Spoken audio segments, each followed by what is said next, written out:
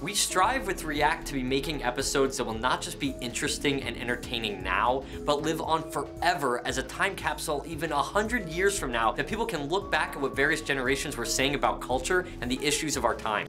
Can reaction videos change the world? This is something that brothers Benny and Ralphie Fine, video producers behind the popular YouTube series React, believe is very much possible. The Fine brothers have spent the last few years producing videos where people of a different age, race and gender react to various videos and give their own personal insight. And with their recent exposure, the Fine brothers do pose an interesting query about the legacy of online video. The idea that when future generations look back and reflect on reaction videos, it helps to shape their understanding of how others felt at the time. And why would we doubt this given the impact that the internet has had on the world in general? In a technologically advanced age, we now have the ability to share and communicate anywhere thanks to the exponential growth of social and technological mobility. We can instantly share our view of the world and grow an audience from virtually nothing, allowing us to substantiate our personal and often biased opinion. Many of us are driven by our own views connecting with other like-minded individuals. If we agree, we share in that agreement. If we disagree, we either respect and challenge each other's differing opinion and create a greater sense of understanding and social cohesion, or in many other scenarios, our confidence in our narrow-minded internet personas fuels our need to become fiercely argumentative. What the Fine brothers suggest is that reaction videos on various topics are what helps us to cultivate contemporary and future opinion, by helping to enlighten social opinion, by having various groups of people talk about how they individualistically feel about the subject at hand. However, this isn't an uncommon concept. In fact, it existed way before the start of the internet era, when television, radio, and newspapers voiced public opinion, if indeed many sources were politically motivated and still are, even today. But that's a necessary evil. We need biased opinion to make up a representation of what different spectrums of society thought at the time. Yet, the problem with the Fine brothers' content is how it falls under the fallacy of falsely assuming the importance of its subject matter.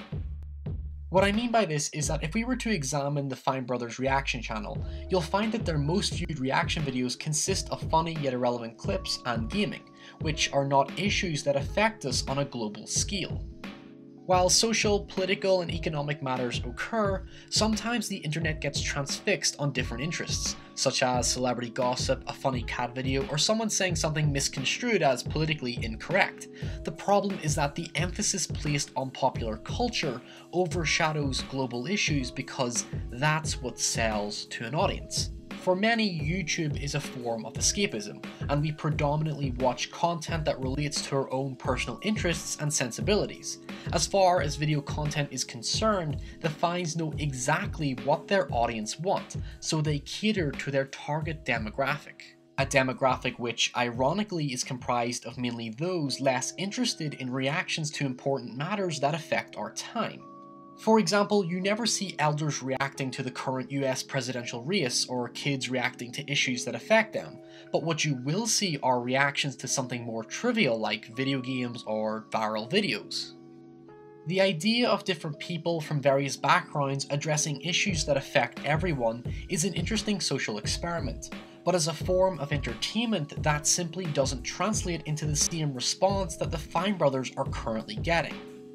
In other words, what's important is glossed over by entertainment quality, almost nullifying any profound messages embedded within the videos, and that's of course if the video focuses on a relevant topic to begin with. It is the same principle that is employed by the film and television industry. If it brings in substantial ratings and income, of course they want to keep commissioning the same content because it sells to a mass audience. 5-10 years down the line, people aren't going to look at Five Nights at Freddy's or Call of Duty with broad cultural significance. Instead, the videos that the Fine brothers make will only impact today's internet culture. The internet is a fast-moving experience. A trend becomes established, but there's only a limited amount of time to react to it before it's no longer relevant. And what the Fine brothers do is further facilitate the existence of this fast-moving culture. The Fine brothers' videos do not change the world, but the content they produce does fuel the current generation of a pop culture audience. Reactions are only temporary. They only exist until something else comes along that invokes our sensibilities. Just look at Kony 2012 for example. It fueled the internet's outcry about the Ugandan war criminal Joseph Kony, but ultimately became a short-term reaction because of how it was a popular trend and an important social matter that needed to be addressed with practicality. It's the same for viral challenges. The important and often enlightening message behind it is often overshadowed by the trend itself. And many of us, like the Fine Brothers, are guilty of the same fallacy. The Fine Brothers are right, their videos do become a part of history, but the problem is that it's commonly part of a history of irrelevancy. Internet culture is short term. We pick things up, play with them, throw them down and move on. And the message behind it tragically gets lost in translation. Hi guys, thanks for watching. Make sure to leave your own thoughts in the comments below. I understand this is a very controversial topic at the minute, but I wanted to focus specifically on something that the Fine Brothers said. If you enjoyed the content, please do hit that little subscribe button. We have a new video every Thursday.